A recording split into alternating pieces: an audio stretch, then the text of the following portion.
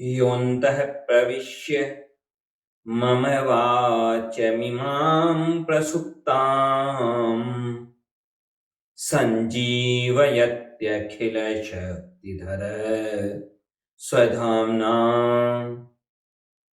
अन्यांश्च हस्तचरण श्रवणत्वगादीन् प्राणान्नमो भगवते पुरुषाय तुभ्यम्। श्रीवीरराघवदयार्द्रकृपावतारम् श्रीजानकीश पदपद्मपरागभृङ्गम् श्रीश्रीधरार्य चरणाम्बुजलग्नमौलिम् श्रीदेशिकार्य घनश्यामगुरुं नमामः।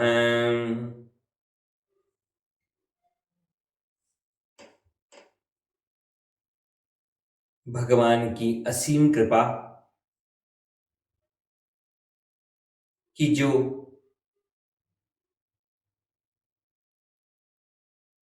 परम पद सोपान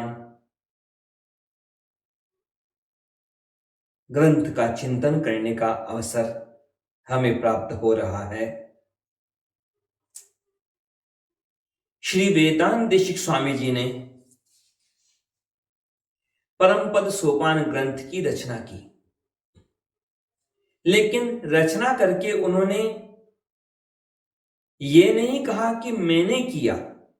उन्होंने कहा कि ये कार्य तो भगवान ने उनसे करवाया है, वे मात्र माध्यम हैं। उन्होंने स्वयं कुछ नहीं किया है, वे केवल माध्यम हैं। कितनी बड़ी कृपा है भगवान की हम पर कि हमें ऐसे देशिक मिले, ऐसे आचार्य मिले जो महानतम कार्य करके भी अहंकार शून्य। यह बात निश्चित समझिए आप।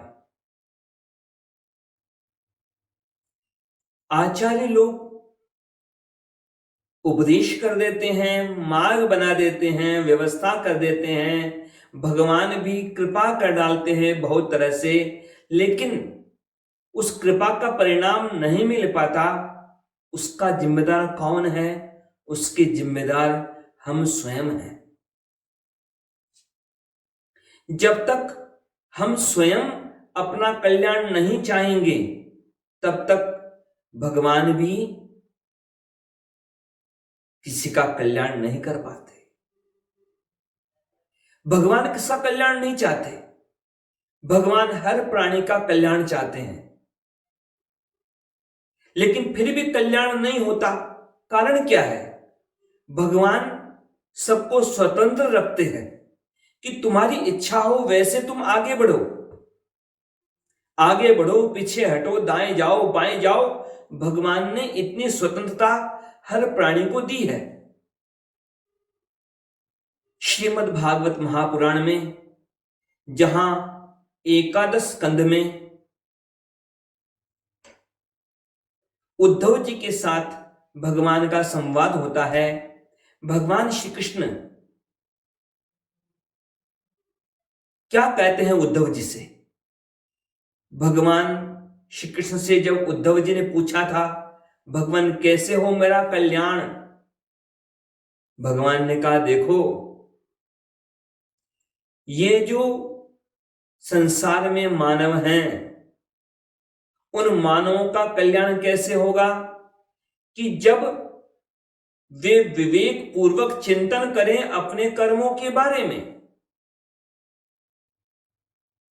प्रायेण मनुजा लोके लोक तत्व विचक्षणाः समुद्धरन्ति ह्यात्मानम् आत्मनैवाशुभाशयात् आत्मनो गुरुरात्मैव पुरुषस्य विशेषतः यत्प्रत्यक्षानुमानाभ्यां श्रेयो सावनुविन्दते।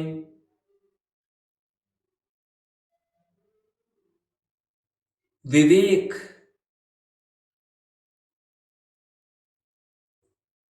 विवेक पूर्वक चिंतन करें, देखा देखी नहीं, विज्ञापन के चक्कर में नहीं। जो विवेक दिया है,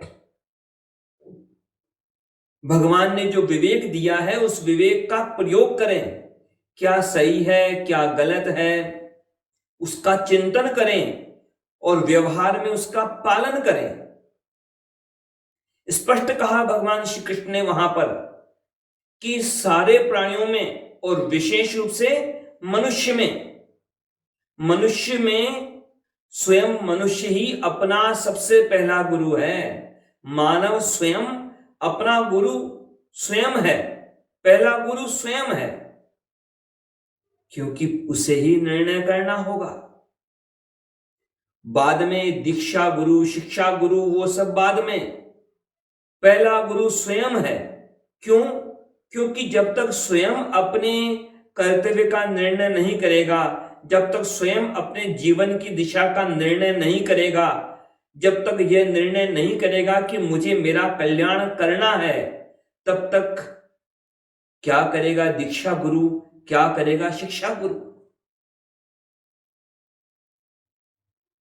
प्रत्यक्ष प्रमाण के द्वारा, प्रत्यक्ष अनुभव के द्वारा और अनुमान प्रमाण के द्वारा अपने हित, अपने अहित, उनका निर्णय करें।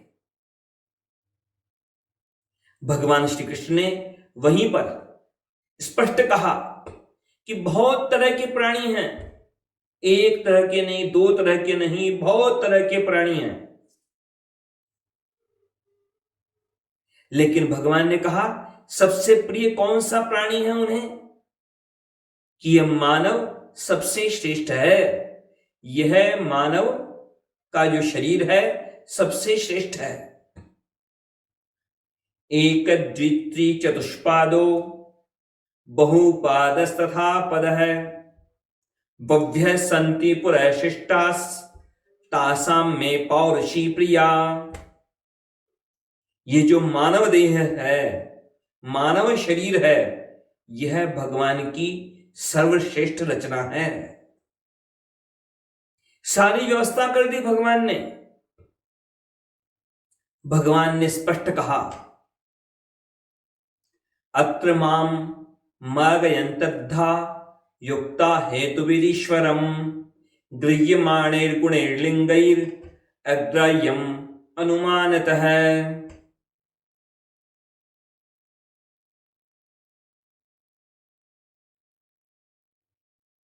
भगवान ने कहा एक पैर वाले, दो पैर वाले, तीन पैर वाले, चार पैर वाले, चार से ज्यादा पैर वाले और बिना पैर वाले बहुत तरह के शरीर भगवान ने बनाए, लेकिन सबसे श्रेष्ठ है यह मानव का शरीर।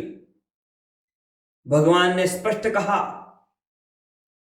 कि इस मानव शरीर में एकाग्र चित्त होकर तीक्ष्ण बुद्धि वाले लोग अपनी बुद्धि आदि साधनों से प्रत्यक्ष प्रमाण, अनुमान प्रमाण, शास्त्र प्रमाण, इन सब के द्वारा भगवान का अनुभव करते हैं, भगवान की प्राप्ति करते हैं। इससे ज्यादा और क्या हो सकता है? चाहे स्वयं भगवान और चाहे बड़े से बड़ा गुरु, कौन कर सकेगा आपका कल्याण यदि आप स्वयं अपना कल्याण नहीं चाहते? भगवान ने बुद्धि दे दी, मानव शरीर दे दिया, विवेक दे दिया, गुरुजनों ने आपको मार्ग दे दिया, मार्गदर्शन दे दिया, पर चलना तो स्वयं को होगा।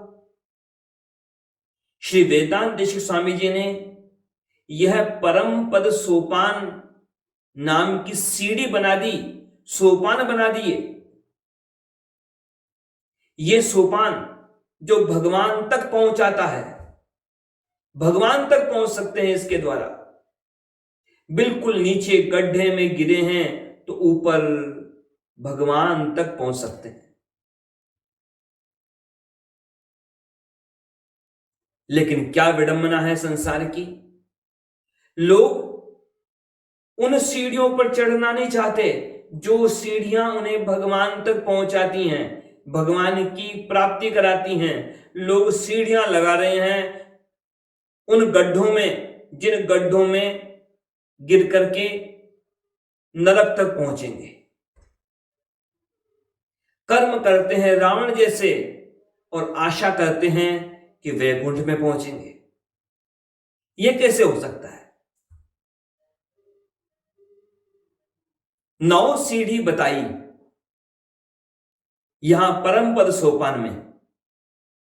विवेक निर्वेद विरक्ति भीतयः प्रसाद हेतुत्क्रमणार्चिरादयः प्रकृत्यतिक्रांत पदाधिरोहणम पराप्तिरित्यत्र तु परमणाम क्रमः।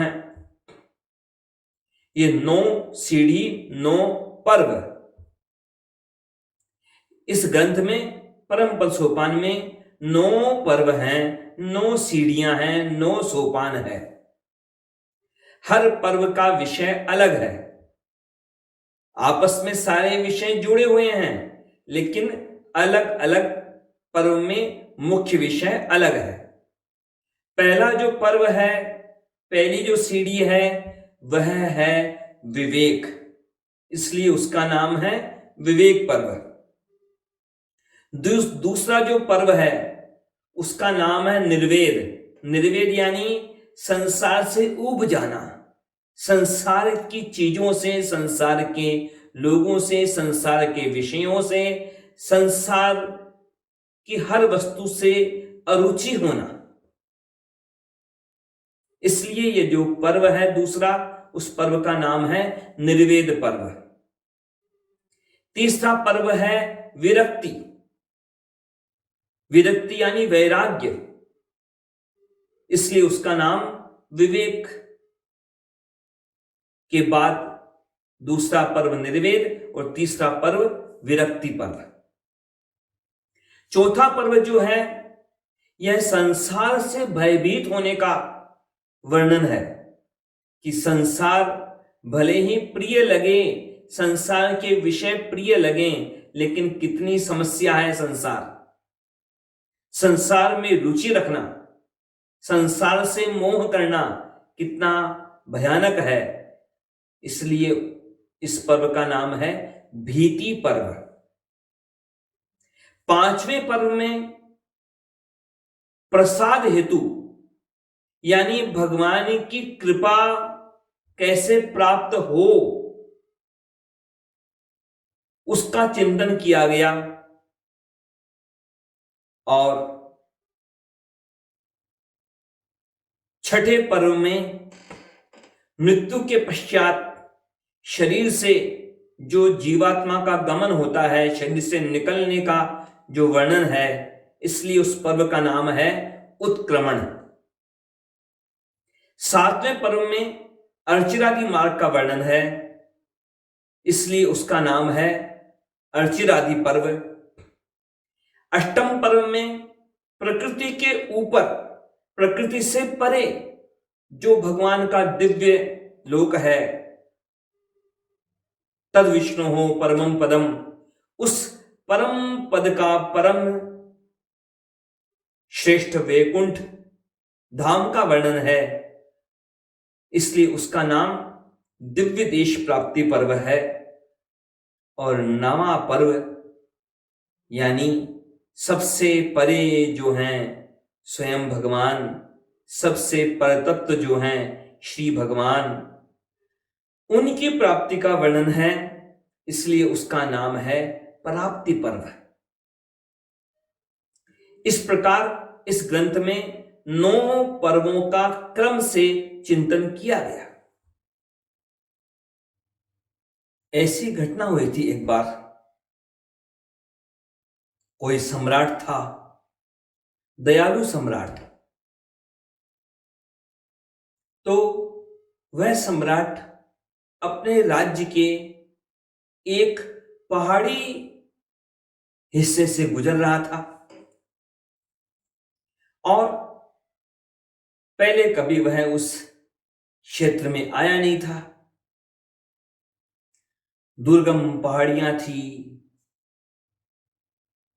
बीहड़ मार्ग। राजा ने देखा, सम्राट ने देखा कि वहां पर भी कई लोग रहते थे, लेकिन जो लोग वहां उन पहाड़ियों में रहते थे तो वे लोग तो कभी मैदानी इलाके में गए नहीं, नगरों में गए नहीं, और नगरों में रहने वाले लोग उन पहाड़ी क्षेत्र में पहुंचे नहीं। सम्राट ने देखा कि ये जो लोग रहते हैं पहाड़ी क्षेत्र में, इनको मकान बनाना नहीं आता और बड़े परेशान होकर के जी रहे हैं। पेड़ों के नीचे ही सो जाते, न तो झोपड़ी बनाना आता था, न मकान बनाना आता था। कभी उन्होंने मकान देखे भी नहीं थे। बरसात आती तो पेड़ों के नीचे बचने की कोशिश करते, चट्टानों के नीचे घुसने की कोशिश करते। सम्राट ने उन सब लोगों की तकलीफ को देखा, समझा, और जब अपनी राजधानी में पहुंचा तो एक कारीगर को बुलाया, एक बड़े कारीगर को, एक कुशल कारीगर को, जो सबसे बड़ा शिल्पी था उसके राज्य का। उससे बुलाया और आदेश दिया कि तुम्हें जितने धन की आवश्यकता हो उतना धन लेके जाओ, और वहां जो मेरे राज्य के पहाड़ी क्षेत्र में जो लोग वहां रहते हैं उन्हें मकान बनाना नहीं आता, तो वे लोग पेड़ों के नीचे रह करके अपना जीवन बिता रहे हैं। सर्दी, गर्मी, बरसात कितनी तकलीफें पाते हैं। तुम वहां जाओ और वहां जाकर के एक बड़ा सुंदर महल बनाओ। महल सुंदर भी हो, बड़ा भी हो, विशाल भवन बनाओ, ताकि उन लोगों को पता लगे कि ये मकान बनाना कितना अच्छा रहेगा उन लोगों के लिए, और उन लोगों के लिए उस महल को खुला कर दो कि जो चाहे सो आए और महल में रहे। खूब कमरे हों उस महल में, सैकड़ों कमरे बनाओ, ताकि उन लोगों को सर्दी, गर्मी, बरसात से परेशानी ना हो। जो भी आए उस महल में रहे और उन्हें मकान बनाना भी आ जाए। अब तो वह शिल्पी राजा के कहे अनुसार चला और पहुंचा उस पहाड़ी क्षेत्र में। शिल्पी ने सोचा कि इन सब से मकान बनवाया भी जाए, इन्हें सिखाया भी जाए, और इतने सारे लोग मैं जाऊं लेकर के, कितने लोग लेके जाऊं? ज्यादा लोग तो आखिर वहां तक ले जाए नहीं जा सकते, और दूसरे लोगों को ले जाऊंगा तो ये लोग सीखेंगे कैसे? तो उस पहाड़ी क्षेत्र के लोगों को उस शिल्पी ने बुलाया, इकट्ठा किया, राजा के बारे में बताया कि देखो, राजा ने मुझे भेजा है तुम्हारी सुविधा के लिए, तुम्हारे लिए मुझे महल बनाना है, तुम सबके रहने के लिए, तुम सबकी सुविधा के लिए महल बनाना है मुझे, क्योंकि मुझे राजा ने आज्ञा दी है। शिल्पी ने कहा था कि दूर दूर तक पूरे पहाड़ी क्षेत्र में जो लोग हैं उनको बुला लो, मैं तुम्हें महल बनाना सिखाऊंगा, तुम्हें बनाने का खर्च भी दूंगा,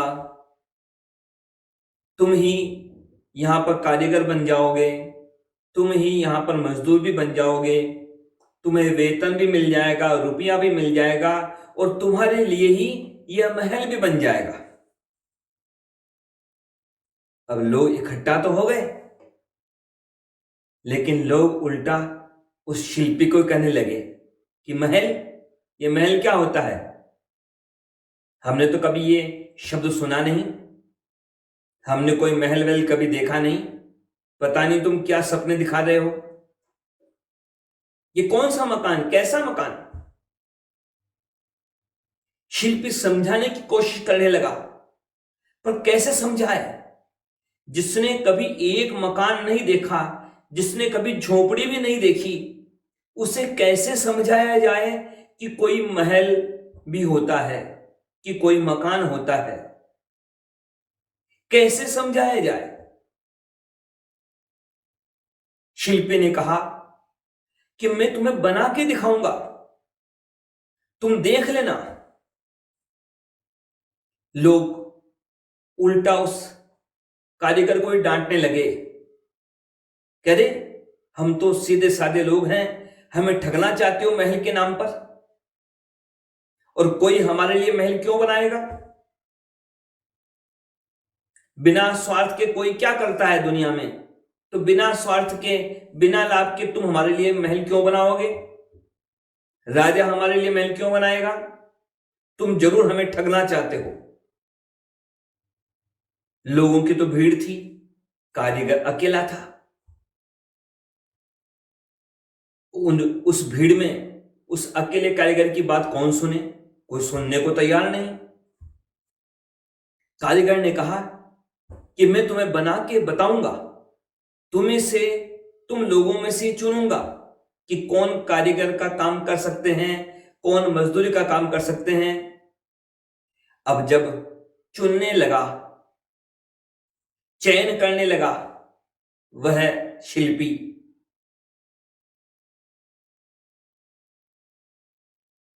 तो कई लोगों का चयन उसने किया, पर सबका चयन तो हो नहीं सकता था, और सारे लोग बनना चाहते थे मजदूर, तो क्योंकि पैसा मिलने वाला था। महल पर भरोसा नहीं था, पर पैसे पर भरोसा था। यह तो भरोसा नहीं था कि क्या होता है महल, क्या होता है मकान, लेकिन यह भरोसा था कि हां पैसा तो मिलने वाला है। लेकिन समस्या हो गई, सबको तो काम मिल नहीं सकता था। तो जिन लोगों को वहां पर मजदूरी का काम नहीं मिला, वे लोग उस शिल्पी के विरोध में प्रचार करने लगे। शिल्पी ने उन लोगों को चुना था जिनमें कुछ योग्यता थी,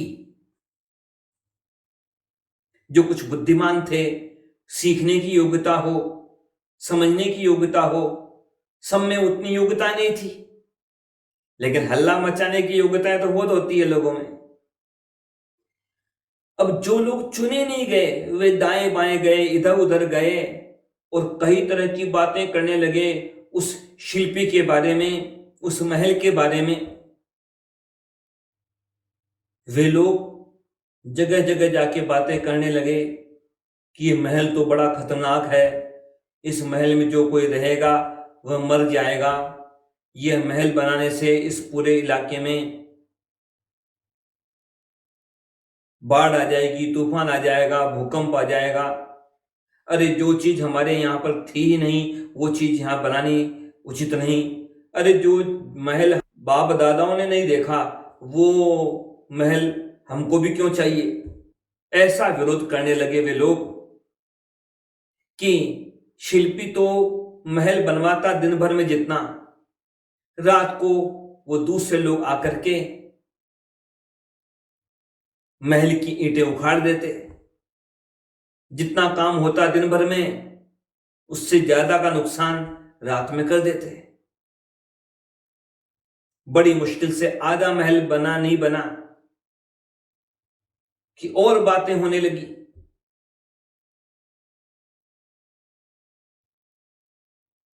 किसी ने कहा कि जरूर ये शिल्पी अपने लिए महल बना रहा है,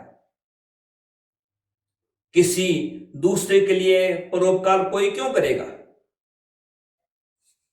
कब किसने सुना कि कोई पहाड़ चढ़ करके यहां आए और हमारे लिए महल बनाए। ऐसा कौन परोपकारी होगा। उस शिल्पी ने बार बार समझाया कि राजा के आदेश से तुम्हारे लिए बना रहा हूं, मेरे लिए नहीं है। पर कोई सुनने को तैयार नहीं।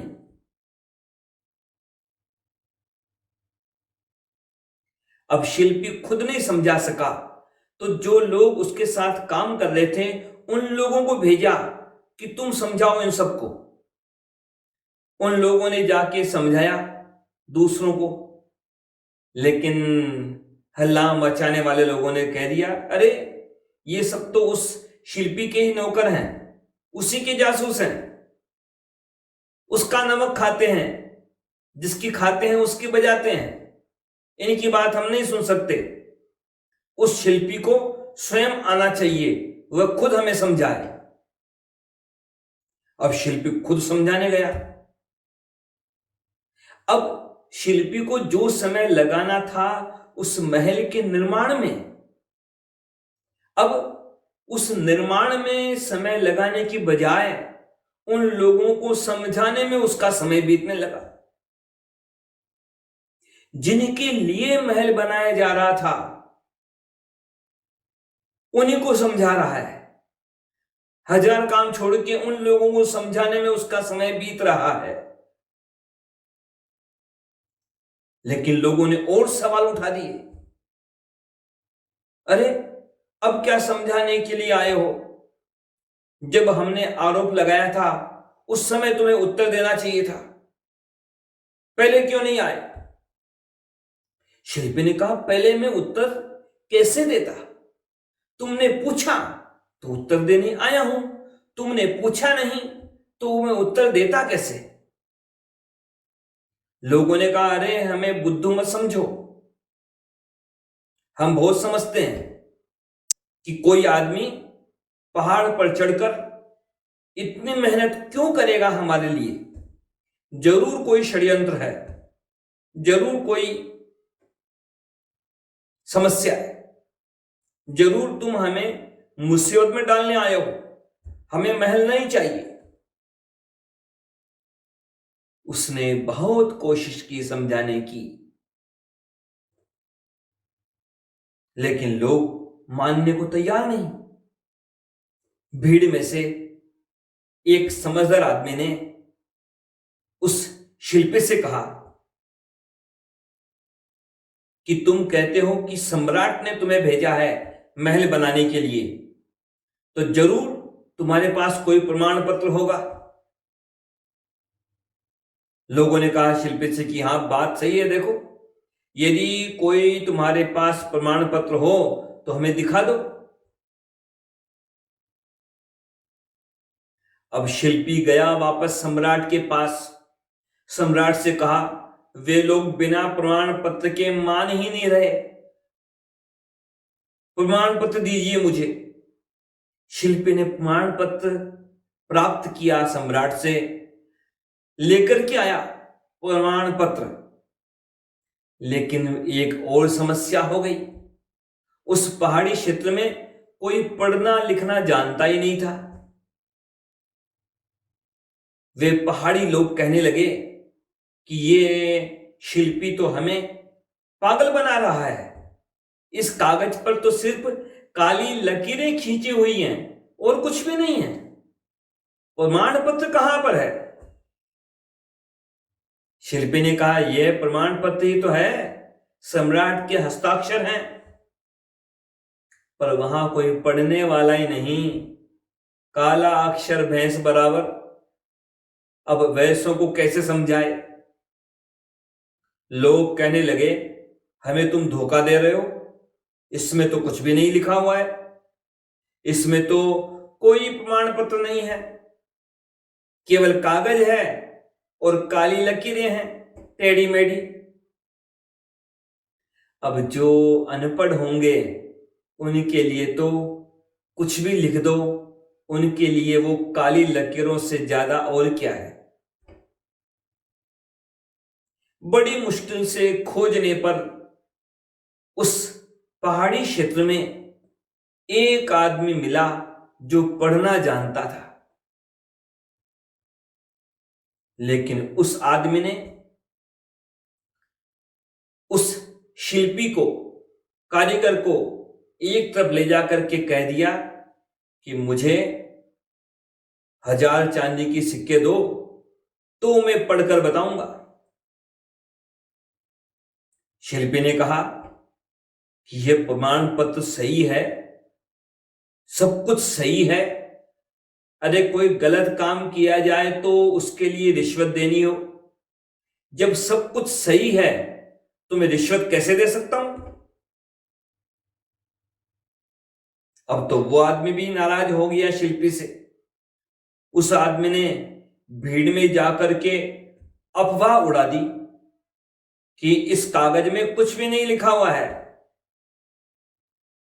ये शिल्पी तो धोखा दे रहा है। लोगों ने शिल्पी से बार बार सवाल जवाब किए, अरे हम तो पूछने आए थे तुम बना क्या रहे हो, किस लिए बना रहे हो यह महल, और तुम पढ़ने लिखने की बातों में हमें भटकाना चाहते हो। आखिरकार वह महल कभी नहीं बन सका। उस पहाड़ी इलाके के लोगों ने उस आधे अधूरे महल की एक एक ईंट उखाड़ उखाड़ कर फेंक दी और उस शिल्पी को वापस राजा के पास लौट जाना पड़ा। उस शिल्पी ने उस पहाड़ी क्षेत्र में उन लोगों के बीच में कैसा अनुभव किया होगा, वैसा ही अनुभव करते हैं भगवान के पार्षद श्री रामानुज स्वामी जी, श्री वेदांत देशिक स्वामी जी हम लोगों के बीच। रामानुज स्वामी जी आए भगवान के धाम से संसार का कल्याण करने के लिए, जीवों को भगवान की कृपा के योग्य बनाने के लिए।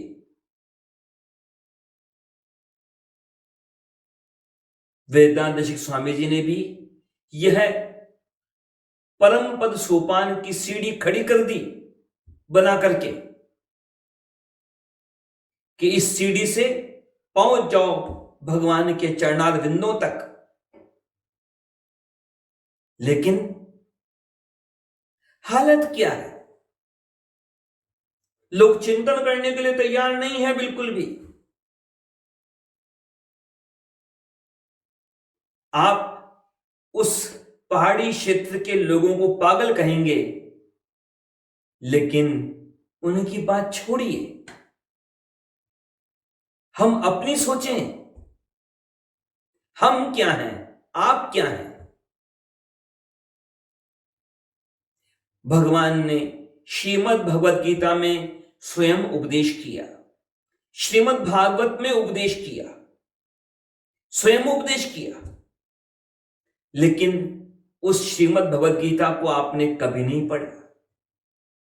गीता पढ़ने के लिए आपके पास समय नहीं है, लेकिन फिल्मों के डायलॉग आपको याद है, फिल्मों के गाने आपको याद है। आप कहेंगे आपके पास समय नहीं, तो फिर ये फिल्मों के डायलॉग कैसे याद हुए आपको। फिल्मों के गाने क्या आपने सपनों में सुने थे, क्या फिल्में आपने नींद में देखी थी। अपने आप को आस्तिक कहते हैं, भक्त कहते हैं, लेकिन वास्तव में क्या है। भगवान ने साधन दे दिए और आचार्यों ने उन साधनों का उपयोग करना सिखा दिया, मार्ग बता दिया, लेकिन उन साधनों की सार्थकता तो तब होगी ना जब उनका उपयोग करेंगे। लोग बस बना बनाया साधन चाहते हैं, कुछ भी न करना पड़े। लेकिन कुछ भी न करने से तो कुछ भी नहीं होगा। भगवान ने कृपा कर दी, रामानुज स्वामी जी ने कृपा कर दी, वेदांत देशिक स्वामी जी ने कृपा कर दी, और आगे तो इन सीढ़ियों को हमें ही चढ़ना होगा, हमें ही चिंतन करना होगा। जिससे कहीं पहुंचना होगा तो चलना भी उसे ही होगा, यह तो निश्चित बात है। आगे चिंतन आगे करेंगे। जय श्रीमन।